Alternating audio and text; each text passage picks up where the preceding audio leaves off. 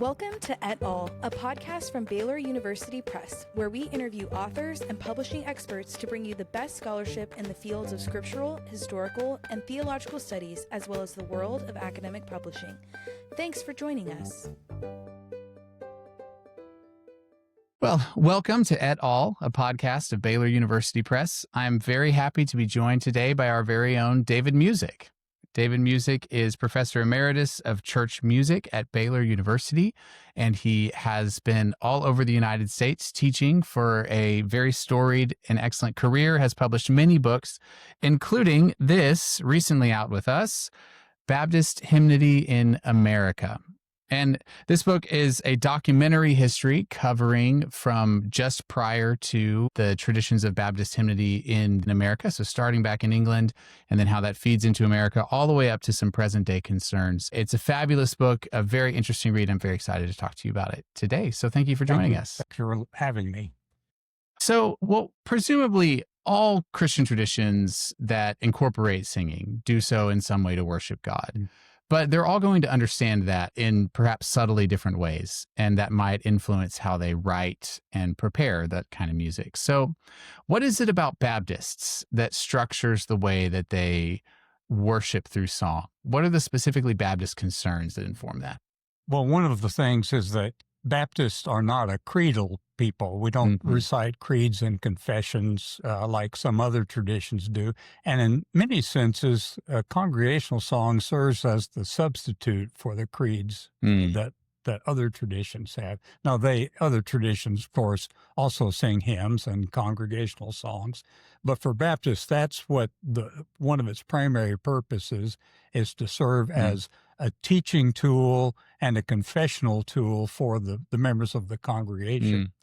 Of course, it's also, unlike some other traditions, one of the very few ways in which Baptists can participate actively in the worship service, because we don't do corporate prayers typically, and as I say, don't recite creeds and confessions. So singing is about the only way the congregation has of directly responding to the other elements of worship.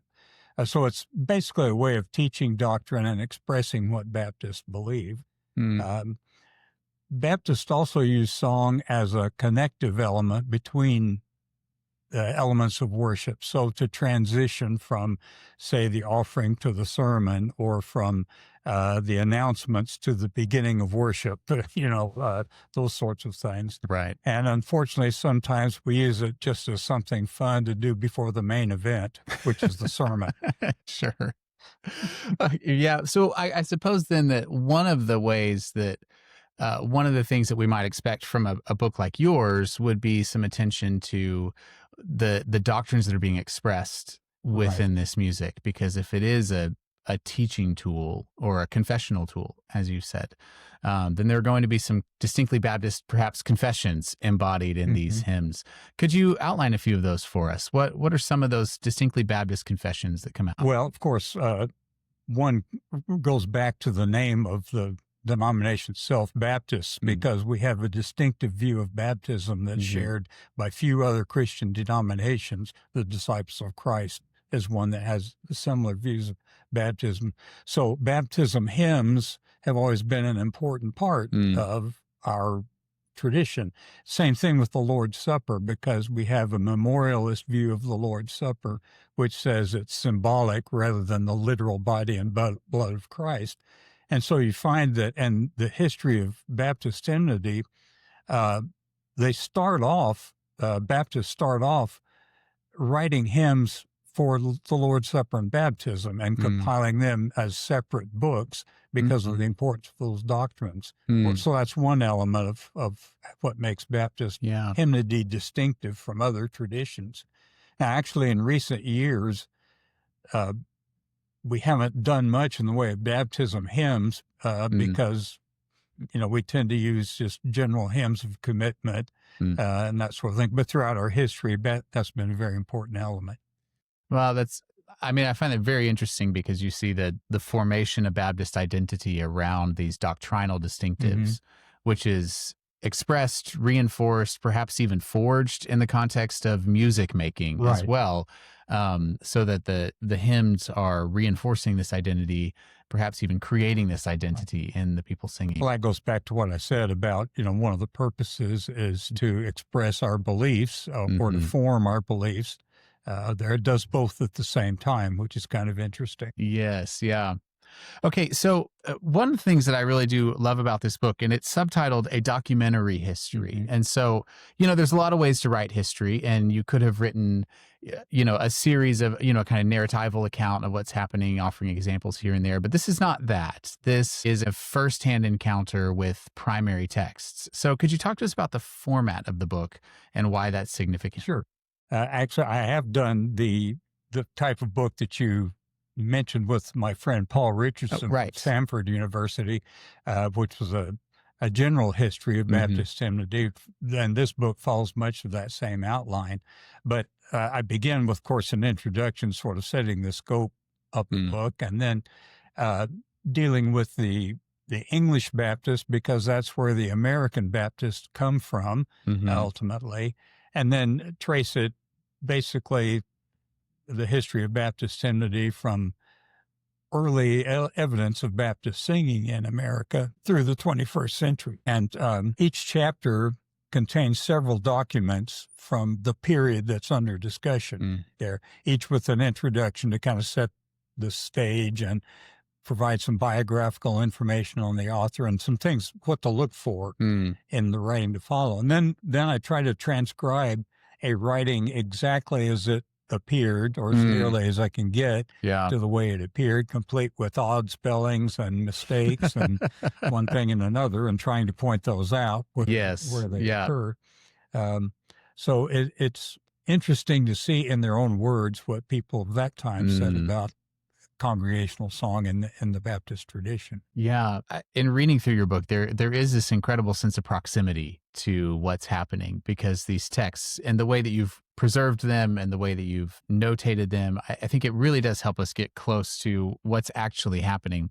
And one of the examples of this that I really appreciated was that you have the minutes from these meetings. Now, I grew up Baptist, and so, business meetings in Baptist churches do not have a very exciting, reputation. So, but in this context, it actually is very illuminating to see how these are functioning, how these conversations and debates are unfolding. So could you talk to us about one of those specific minutes from a meeting and how that informs the book? Sure. Well, let me say that first, that minutes from earlier periods were much more exciting than they are today, because back then you had some people who were excluded from the church, and that was voted on, and all that sort of thing.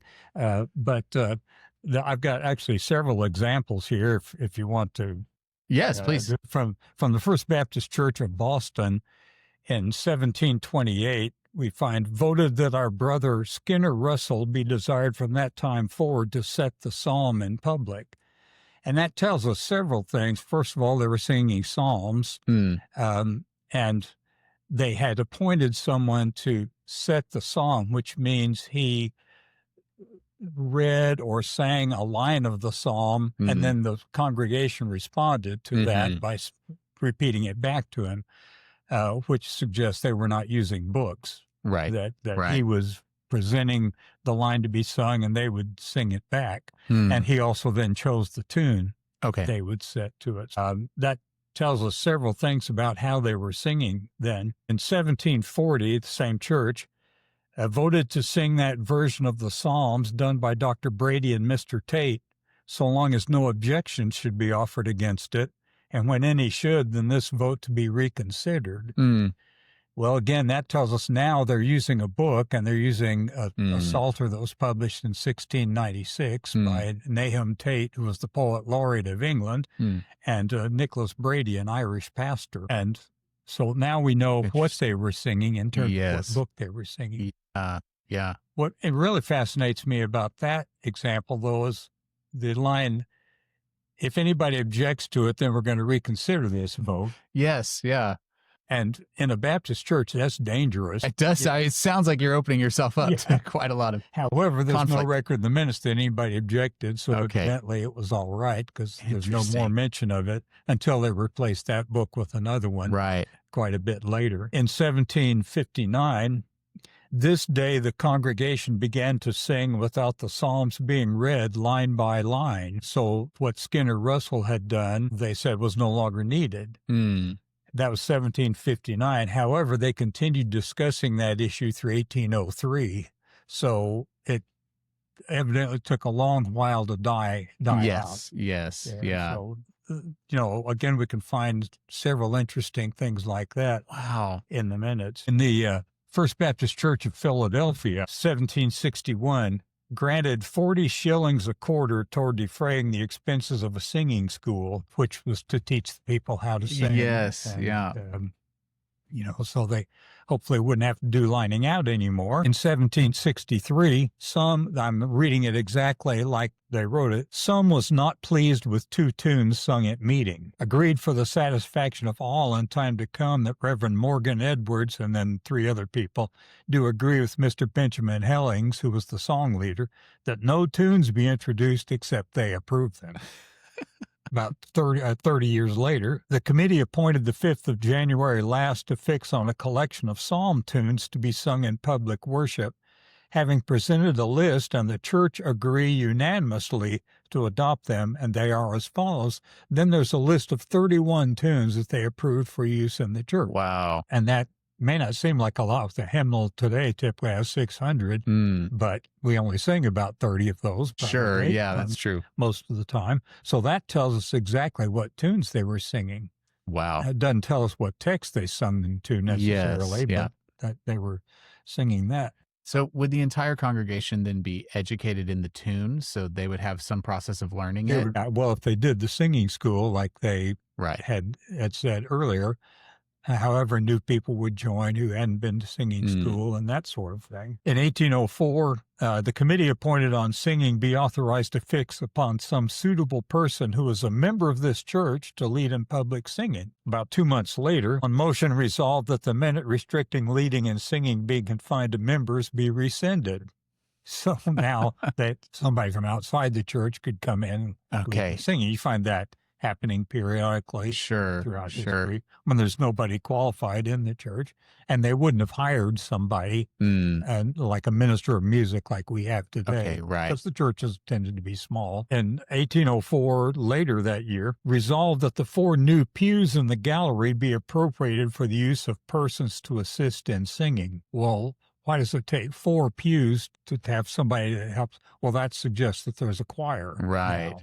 And so they're going to fill those pews and help in singing. That's amazing. So just some examples. Remarkable. So I love that you've incorporated these very kind of granular texts of really just the everyday life of the church. And I think there is something about hymnody that works itself into the very mundane, the very kind of week in and week out life of a congregation, including, as you've mentioned, finding someone to lead the music. Later on, now you have a choir. We have music that we're choosing, tunes that we're picking. So there's a lot that goes into this. And it also develops over time, as you've just unfolded for us, that there is this kind of progression. And early on, there was actually some controversy around whether or not Baptists should be singing in church at all. Could you unfold a little bit of that debate for us and how that kind of sets the context for what comes? Sure. Back in the 17th century, when Baptists, as we know it today, originated, there were 2 basic kinds of Baptists, the general Baptist and the particular Baptist, and they were named that because of their views of the atonement. So the general Baptist believed anyone can be saved who wants to be saved, and the particular Baptists, only particular people can be saved, those whom God has elected. The general Baptists were influenced by the continental Anabaptists, who in turn were influenced by Ulrich Zwingli. And Zwingli had a negative view of congregational singing, actually of music in the church at all. And so Zwinglian churches in the Swiss Reformation were songless from the early 16th century to the end of that century. And so, as I say, the general Baptists were heavily influenced by that. The particular Baptists, as I said, were Calvinists, and so they tended to follow, obviously, the strictures of John Calvin about singing the Psalms only, a cappella, without instruments, and in unison. Well, the General Baptists didn't believe in singing at all, and there were some particular Baptists who adopted the same stance, and their objection to singing resulted from several features. First of all, they said that if singing is a part of spiritual worship, then it must be done spiritually. And thus, if singing is from the heart, then that's where it should be performed, in the heart. Okay. Not vocally, because that is outward show. And if you're engaged in spiritual worship, it's going to be internal. They also viewed singing as a form of prayer. Again, this follows Zwingli, hook, line, and sinker, if you will, that if singing is actually a form of prayer. And what are the rules that Jesus gave about prayer? Well, obviously, he gave us a model prayer, but what else he said about prayer is when you pray, go into your closet, and there the Lord who sees and hears in secret will hear and answer your prayer. Well, the word there was chamber, and they took that to mean the chamber of the mind. When you pray, pray in the chamber of the mind, not for outward show like the Pharisees, which was the parallel they drew. And we find throughout the New Testament linkages between prayer and song. Paul said, if I'll pray with the Spirit and I will sing with the Spirit and with the understanding. James said, is any merry? Let him sing psalms. Is any afflicted? Let him pray. And so we find this linkage between song and prayer throughout the New Testament. However, those on the other side suggested that song and prayer are two different things. Yes, they're closely linked, but they're flip sides maybe of the same coin. Also, you'd say, well, what about Colossians 3:16, which says, let the word of Christ dwell in you richly in all wisdom, teaching and admonishing one another in psalms and hymns and spiritual songs. Yeah. Well, that sounds like, teaching and admonishing one another with psalms and hymns and spiritual songs. How can you avoid singing?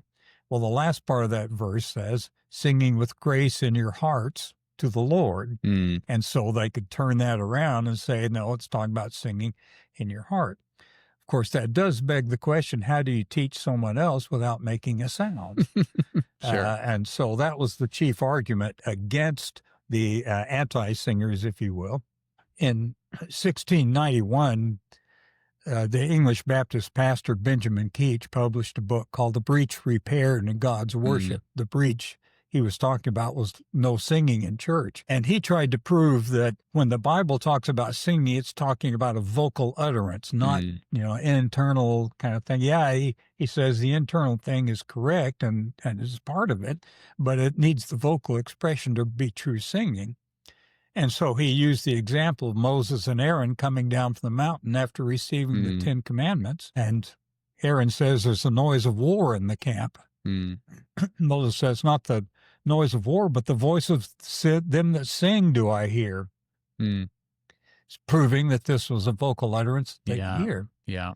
Unfortunately, the singing was to the golden calf. Sure. So that's yes. Maybe not the best example. Little, At least that was the argument that he made for it there. So the anti-singing movement lasted until about 1800 and a little bit after. One group split off of Keach's church because of his use of congregational singing, formed a non-singing church. You go on about 30 years later and find they're calling a new pastor, and he agrees to come only if they start singing. Okay. So they start singing. Then in the 19th century, find them being famed for their congregational singing. So It's interesting to see how that progressed and developed. It all kind of comes together. And so that actually chronologically leads us to the next question, because eventually you get the Sunday school song and you get revival hymnody. And so these kind of unique forms of music and song. So could you describe these to us? What is the Sunday school song and revival hymns, and how do those influence the progression of Baptist hymnody? The Sunday school, again, as we know it today, developed in the late 18th century. And by the early 19th century was becoming quite common in the United States. It started out as a way for children to be taught. Children had to work in factories all week, and didn't have a chance to go to school. And so they would be gathered on Sunday afternoon, typically, to be taught reading and manners and the Bible. Of course, the Bible was used for teaching reading and maybe some arithmetic and things too. Of course, as the 19th century developed and public school education became more common and required by law, the Sunday school tended to be just on Sundays and dropped reading and those sorts of subjects in favor of simply biblical knowledge. So it was designed primarily for children in its early days. And so at first they just sang regular hymns, but these were, not in a child's understanding. They're hymns about predestination and, judgment and things that only a 60-year-old would understand, or a person who's looking forward to heaven. So they developed a type of song that was designed for children. So simple text, simple melodies, catchy tunes, that sort of thing, to help teach the children, the basics of becoming a Christian. Well, what happens when you learn a song as a child and you really learn it, it stays with you.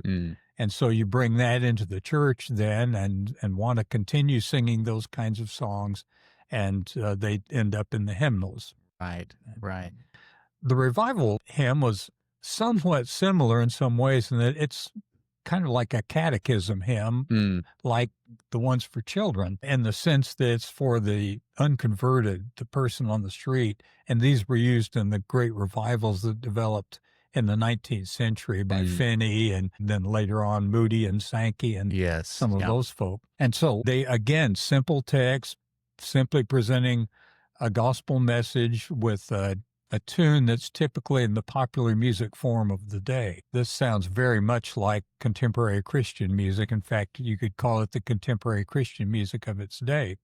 Now, the popular music of that day was John Philip Sousa, the March, or the waltz, Hans Strauss Jr., and songs of Stephen Foster and that sort of thing. So not that those were the exact tunes that were used, though some Foster tunes were made, but these songs tend to be in those same styles. Sing the wondrous love of Jesus, sing. They're very march-like. Yes, da-da-da-da-da-da-da-da-da, very waltz-like rhythm. And so again, when somebody's converted under the influence of these songs, then they want to bring those into the church as well, even though both of these started as what might be called para-church forms. Right. They eventually find their way into the church. Yes. Oh, that's fascinating. And so that, I suppose, leads to the question of kind of, where are we today? I was, born in the 80s, raised in the 90s in a Baptist church in the middle of what were called the worship wars. And so lots of conflict internally about, maybe tension is a better word than conflict. Well, some conflict. Some conflict, yeah. And in our context, it was just tension. But yes, there was conflict in many places about the place of contemporary music styles, the ongoing relevance of hymns. You note in your book the decline of hymnal use in preference for lyrics projected on a screen, those kinds of things. And so I wonder, as a musicologist with this much broader view, how do you see kind of the future development of church music? And then how do these texts serve as resources for questions that are alive today? Well, I'm neither a prophet nor the son of a prophet, so I'm not predicting, but some lessons I think that we can learn from studying history. I don't believe in a cyclic view of history, but there are certain patterns that do keep recurring. For one, the innovation rather quickly becomes the tradition. And this is true with the gospel song, which is those revival hymns of the late 19th century. It's like a tsunami hit the churches there, and they abandoned whatever they had been singing before in favor of this new style of the gospel song. Well, about 100 years later, we find the gospel song is now part of the tradition that the tsunami is reacting against, the tsunami of contemporary Christian music. After the late 19th century, there's a period of retrenchment and, recovering what we lost and accepting other new things and just sort of things leveling out for a while before the 1970s and 80s when a tsunami hits again with contemporary Christian music. So I think we can look forward to a period of stabilization maybe. In fact, I think we're already in it there where there's no more argument about it, right. and We don't worry what the church down the street is doing. We do our own thing. I think we've lost some things in the process. For instance, there was kind of a unifying effect by most of the churches using the same book. Yes, and right. now not even two churches that both use contemporary Christian music necessarily use the same songs. Right. Because the internet's so vast and the repertoire is so vast. But maybe we'll come to a period of, like I say, rediscovering what we lost and moving on to more of a balance there. Basically, the new doesn't stay new very long. Right. Especially in the modern era. In some respects, we've moved back to some 19th century practices. Interesting. Until about 1850, most hymnals were words only. Right. So either from the difficulty or the expense of printing music, which meant that the hymn was to be very large. They would have 1,000 pieces in them, 1,000 hymn texts, because, you could print that many, still have a reasonably sized book. But once music starts being printed, then that takes up a lot of space. Yes. And therefore, you have fewer and fewer hymns, although, we still have about 500 or 600 in most hymnals today. The words-only hymnal is not that different from projecting lyrics on a screen. All you've got is the words there. Right. Now, obviously in a book, it's a little more permanent because you look down, look up, and it's gone from the screen. Right. So there are advantages and disadvantages both ways. So we return to that. Also in the 19th century, there was a phenomenon known as the quartet choir, in which the congregation hired 4 singers and an organist to provide the music and the leadership for the music. Yeah. Well, that's really what we would today call a praise team. Sure. Right. A small group that's supposed to lead. So again, sort of a sense of returning to earlier that's practice. Really interesting. Yeah. Yeah, I suppose there is nothing new under the sun, ultimately. In some sense, that's true. Yes. I think there's always been and will continue to be some constant tensions over congregational song. Let me just mention a few of those. Should the song be theologically rich or literarily unsophisticated? In other words, should it be deep theologically or should it be sort of surface level theology? Yeah. And a lot of that depends on what you're trying to do with it. Right. And the problem comes in when we try to use a theologically rich text for conversion purposes, or, I'm speaking in relative terms, relatively shallow text to teach a theological concept to mature adults. So again, it depends on how it's used. Should the music of our song be as much like that of the world as possible, or should it have a distinct character that sets us apart from the world? And I don't think the answers to these are necessarily either or, but maybe a context of the particular moment. What's the relative importance of the words and the music? I kind of have the sense today that the music is much more important than the words. Most of the songs today are written by musicians. In the past, the texts were written primarily by pastors or theologians, and then the music was provided by musicians, though in some cases, some pastors were musically adept and provided the music for that type of song too.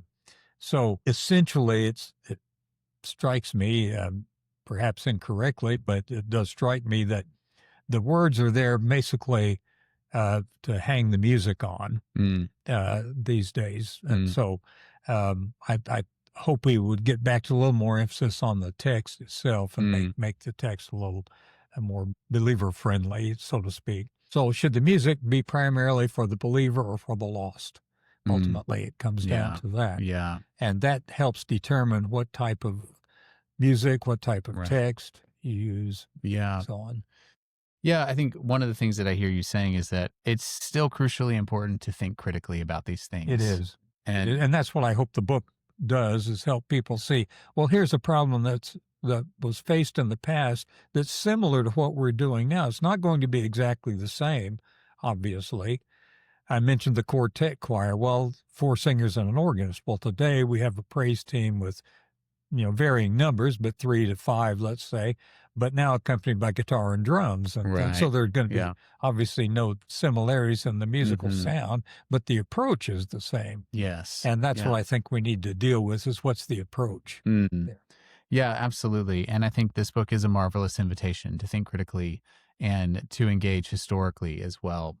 Having grown up Baptist, I have always loved texts like this that help take me back into the history of the tradition that I was raised in, because there is such a grounding effect in knowing where you've come from, and I think a text like this for those who are leading worship or those who are involved in ministry of some kind, maybe just even at a planning level, can really help us think critically and to think creatively about where we've come from and where we're going, grounded in a rich tradition of thought and practice going back hundreds of years. It's also important to have a full understanding of the historical context that you're dealing with. Can I give a brief example here? This has nothing to do with Baptist particularly, but you often read that Martin Luther wrote "A Mighty Fortress Is Our God." It was a barroom tune or a tavern song that he adapted into a hymn. Well, Martin Luther did no such thing. What Martin Luther did was write songs in what's called bar form, which is a German term that means there are two identical phrases of music, then a third contrasting phrase, and then sometimes another phrase that repeats that first phrase again. Well, that's bar form. So somebody not knowing the context and the terminology read that his songs are in bar form. Well, they're tavern songs. And so it's important to understand the context. That's amazing. That's what I hope the book helps to do. That's amazing. That's great to clear up common misconceptions. Yes, it is. But amazing. You read that still today, that absolutely, especially all over the internet. Most certainly heard that in my life. Yeah. Wow. Well, David, thank you so much for being here today and talking about your book, and thank you for providing us this really rich resource. Thank you, Josh. Yeah. So all of our listeners, you can pick this up at BaylorPress.com. This is Baptist Hymnody in America by David Music. Thanks, David. Thank you. Thank you for listening to Et Al, a podcast from Baylor University Press. We hope you've enjoyed today's episode. Make sure to like, comment, and subscribe to keep up with the latest from Et Al.